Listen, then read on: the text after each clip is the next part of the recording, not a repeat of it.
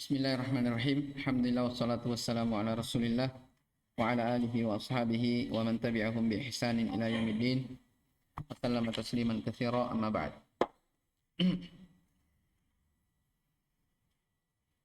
Ikhwani fid din rahimani wa rahimakumullah.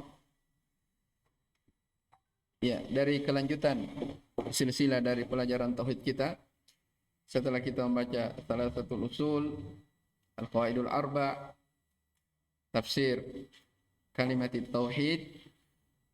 Ini yang keempat, ya, kita akan baca makna tagut. Dan insyaallah taala yang terakhir kita akan baca kitab tauhid. Ya. Makna tagut, ya, judul dari risalah beliau. Ya, yang ditulis oleh Syekh Muhammad bin Abdul Wahhab rahimahullahu taala. Ya. Risalah ini, ya, makna tagut ini ringkas, ya, ringkas sekali. Kalau di matanya saja hanya beberapa halaman saja. Ini untuk mempertajam atau memperkuat dari apa yang telah kita pelajari dari risalah-risalah sebelumnya. Ya. Dari akidah al-wala wal bara, ya, orang-orang yang bertauhid, dia cinta kepada orang-orang yang cinta kepada Allah, ya. Dia benci kebencian yang dibangun di atas karena Allah Subhanahu wa taala. Kita langsung saja baca. Qala Syekh Muhammad bin Abdul Wahhab rahimahullahu taala, bismillahirrahmanirrahim. Ya, penulis rahimahullah memulai risalah ini dengan bismillahirrahmanirrahim karena sudah sering lewat fajar. Karena apa? Baik, karena mengikuti Al-Qur'an, di mana Al-Qur'an itu semuanya di semua surah diawali dengan bismillahirrahmanirrahim kecuali surah Bara'ah, surat Taubah. Alasan yang kedua, Aldi. Baik, mengikuti dari Rasulullah sallallahu alaihi wasallam, di mana dari risalah-risalah beliau, ketika beliau menulis risalah maka beliau mulai atau awali dengan bismillahirrahmanirrahim. Dan yang paling terkenal yaitu surat beliau kepada pembesar Romawi, ya, Herakl. Ya, beliau tulis di awal risalah beliau, surat beliau, bismillahirrahmanirrahim. Jadi disebutkan, ya, di Sahih Bukhari. Baik. Dan ini adalah hal yang sudah berjalan, ya, dari a'immah, dari imam, dari masa ke masa. Jadi mereka kalau menulis risalah, buku, kitab, mereka selalu mulai tulisannya dengan bismillahirrahmanirrahim. Baik, kata penulis, i'lam rahimakallah. Ketahuilah semoga Allah merahmatimu.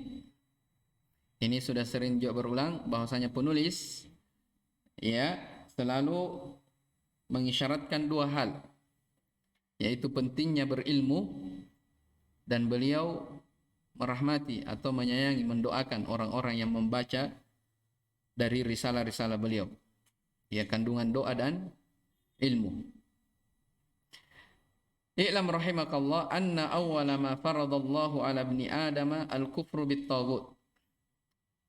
Awal kali yang diwajibkan, yang Allah wajibkan atas anak Adam adalah al-kufru bit-taghut. Kufur terhadap taghut. Akan dijelaskan apa itu taghut. Wal imanu billah, dan beriman kepada Allah Subhanahu wa taala. Wad dalilu qauluhu ta'ala, dalilnya adalah firman Allah Subhanahu wa taala, maksudnya dalil tentang wajibnya kufur terhadap taghut, ya, dan beriman kepada Allah. Mana dalilnya? Walaqad ba'atsna fi kulli ummatir rasulan an i'budullaha wajtanibut taghut. Sungguh kami telah mengutus pada tiap-tiap umat seorang rasul. Ya, apa misi mereka? Ani'budullah, sembahlah Allah Subhanahu wa taala, wajtanibut taghut, dan jauhi, tinggalkan dari taghut-taghut. Ya. Siapa yang masih ingat definisi Ibnu Qayyim di salah satu usul apa itu tagut? Hah? Baik. Kullu ma tajawaza bihil abdu haddahu. Terus min ma'budin au matbu'in au muta'. Itu tagut. Seorang hamba melampaui batas. Ya. Setiap pelampauan batas disebut sebagai apa? Tagut. Makanya maksiat, ya, perbuatan dosa itu juga bisa dinamakan apa? Tagut. Karena itu bentuk dari apa? Pelampauan batas. Ya, makanya sebagai ulama mengatakan tidak semua kalau dikatakan tagut itu dikatakan kafir kalau dari Islam. Karena tagut itu terbagi dua. Ada yang mengeluarkan dari keislaman dan ada apa? Ada yang tidak mengeluarkan dari keislaman.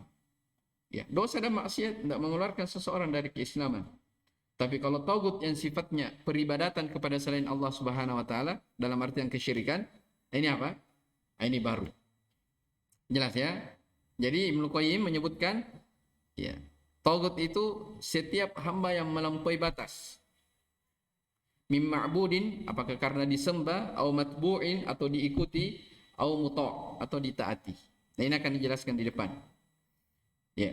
Jadi Allah Subhanahu wa taala mengatakan, sungguh kami telah mengutus pada setiap umat seorang rasul, ya tujuannya, ya, misi utama mereka sembahlah Allah dan jauhi at-tagut. Ya. Sebagian ulama menyebutkannya, masya Allah, faedah dalam ayat ini seperti Syekh Al-Utsaimin rahimahullah. Misalnya umat. Umat itu di sini umat bermakna apa? Kami telah mengutus pada setiap umat. Umat di sini maksudnya sekelompok manusia. Ya, sekelompok kaum. Ini kan yang masyhur, umat itu banyak orang. Ya. Di antara makna umat, ya, umat bermakna pemimpin, imam. Jadi bisa kita kata apa?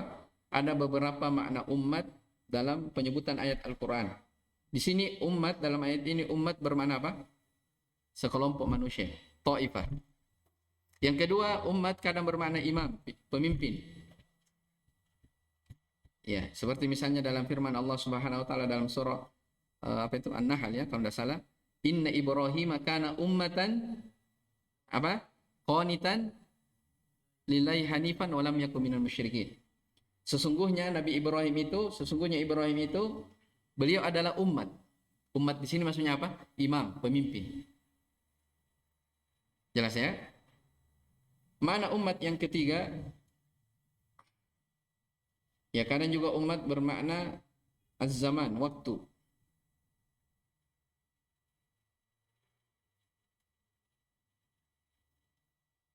Ini yang keberapa? Yang ketiga. Kadang bermakna waktu. Ya, contohnya misalnya dalam surah Yusuf. Waddakara ba'da ummatin ana unabbi'ukum bita'wilihi fa'arsilun.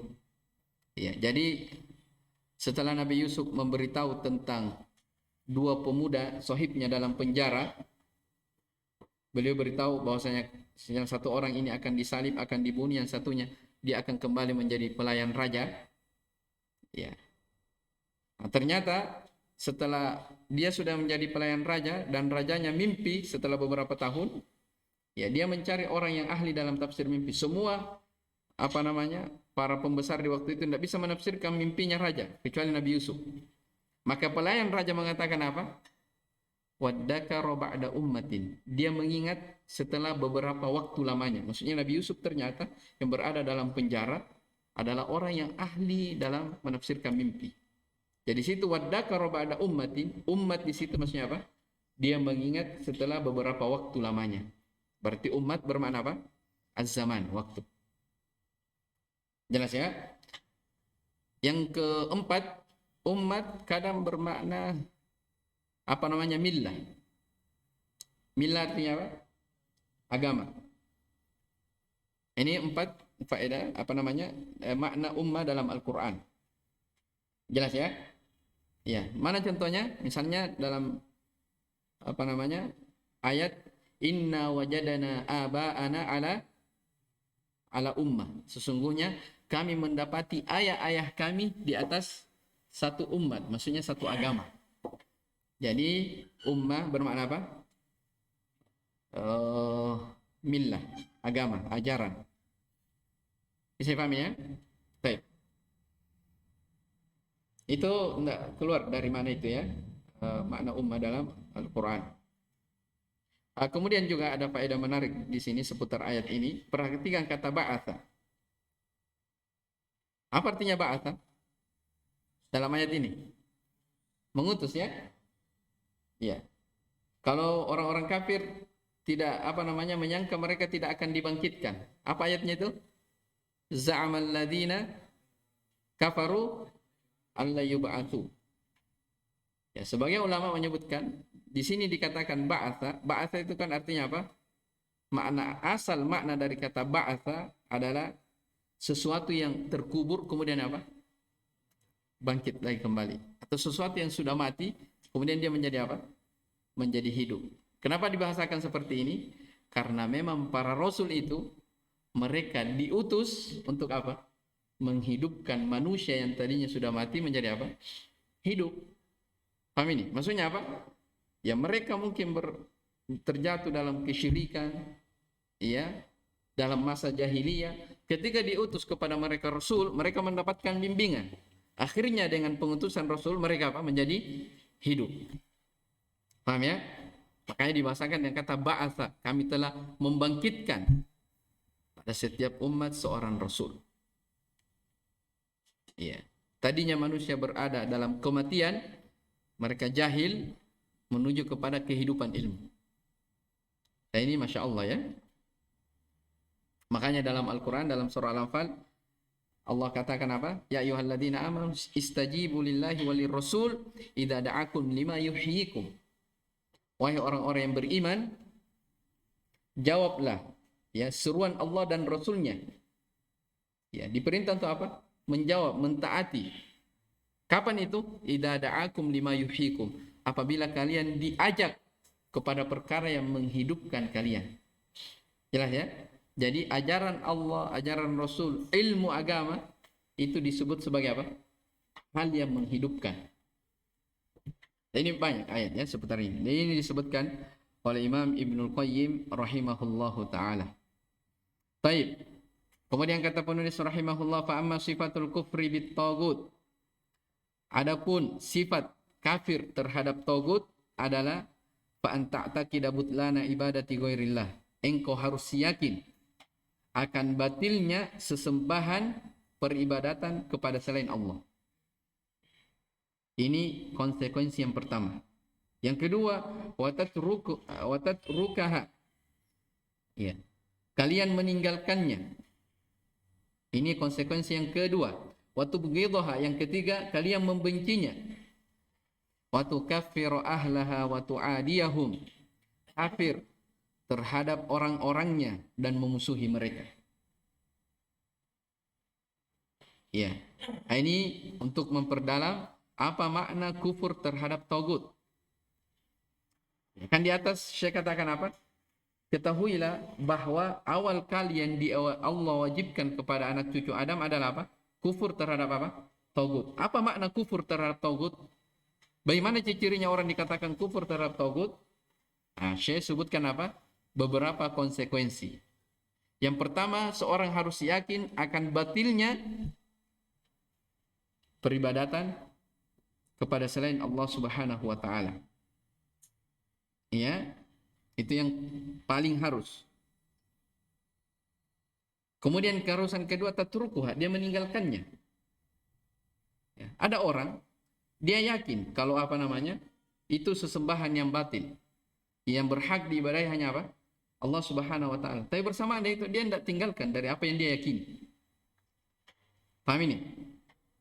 Maka saya katakan tatrukuha, harus ditinggalkan. Wa tubghidhaha, dia harus benci. Engkau harus membencinya. Ya. Wa tukaffiru ahlaha, atau mengkafirkan pelaku-pelakunya dan memusuhi mereka. Ya makanya antum lihat di syarahnya Syekh Shalih Fauzan, beliau sebutkan ya. Jadi kalau ada misalnya orang, ya dia mengaku dirinya bertauhid, dia melakukan salat 5 waktu, dia berpuasa, bersedekah, pokoknya rajin beribadah. Tapi ketika ditanya, ya apa hukumnya orang-orang yang minta kepada penghuni kubur atau yang minta kepada pepohonan sana, beristighatsah kepada mereka? Lalu dia menjawab, oh saya kurang tahu tentang masalah itu urusan dia. Saya tidak tahu hukumnya. Maka ini bentuk dari apa? Ini bentuk orang yang tidak kufur terhadap tagut. Walaupun dia sholat. Kenapa? Karena dia masih membenarkan atau dia masih ragu terhadap apa? Kekufuran orang-orang musyrikin. Jelas ya? Jadi ini diperhatikan ya, makna dari kufur terhadap tagut. Ya, batil. Peribadatan kepada selain Allah, meninggalkan, membenci, kafir terhadap pelakunya dan memusuhi mereka. Ini kan kita sudah sebutkan kan tentang masalah apa? Al-wala wal bara. Baik. Wa amma ma'nal iman billah, adapun makna beriman kepada Allah, fa anta taqida, engkau yakini, engkau berkeyakinan, ya, annallaha huwal ilahul ma'bud wahdah, bahwasanya Allah Subhanahu wa taala dialah sesembahan yang diibadahi semata, duna man siwa, tanpa kepada yang lainnya, tidak kepada yang lainnya. Wa tukhlisu jami'a anwa'il ibadati kullaha lillah, dan mengikhlaskan seluruh jenis ibadah hanya untuk Allah Subhanahu wa taala. Ya. Ini semua apa? Jenis ibadah. Ya, berarti kita harus paham ya bahwa jangan anggap ibadah itu hanya 5 rukun Islam saja, salat, puasa, zakat. Tapi kita sudah paham ibadah itu apa? Segala sesuatu yang apa? Yang dicintai dan diridhai oleh Allah Subhanahu wa taala. Harus diserahkan hanya kepada Allah. Wa tanfiyaha an kulli ma'budin siwa, dan menafikannya. Ya. Hak kembali ke mana?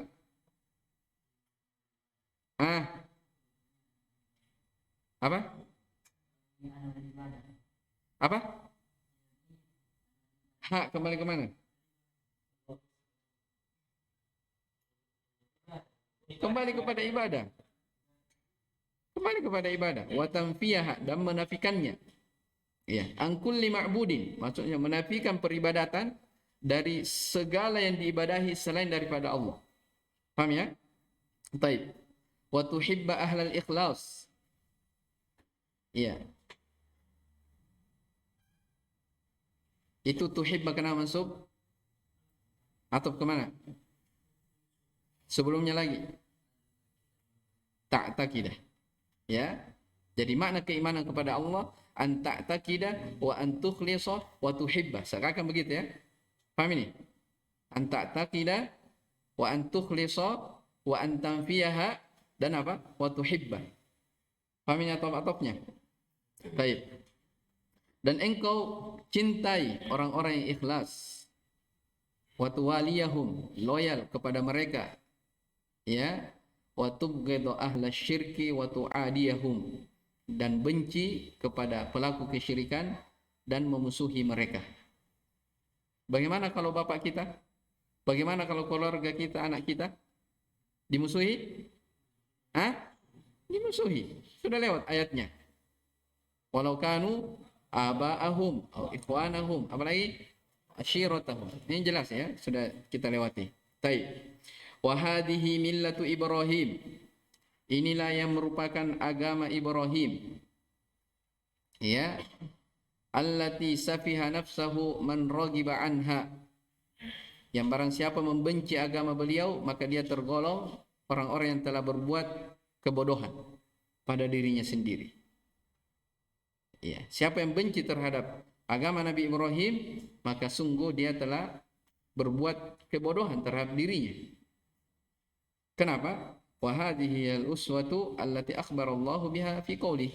Karena inilah Nabi Ibrahim ini, dia adalah uswah, suri tauladan, yang Allah Subhanahu wa taala khabarkan di dalam firman-Nya, qad kanat lakum uswatun hasanatun fi Ibrahim walladzina ma'ah.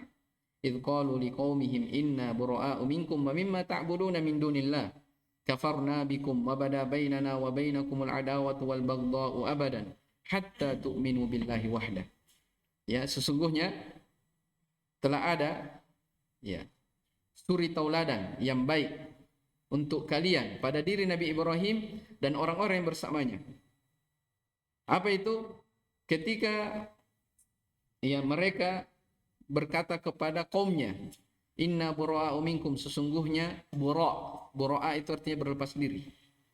Ya, sesungguhnya kami berlepas diri dari kalian dari apa-apa yang kalian ibadahi selain Allah. Jelas ya? Ini yang pertama. Berlepas diri dari kalian dan dari apa-apa yang kalian ibadahi. Berarti apa? Berlepas diri dari pelakunya dan apanya? Dan dia yang diibadahi itu. Paham ini? Tayyib. Kafarna bikum. Ini konsekuensi yang ketiga. Jadi apa yang disebutkan Syekh di atas dari makna keimanan, dari makna kufur terhadap tagut, ini sesuai dengan ayat. Jelas ya?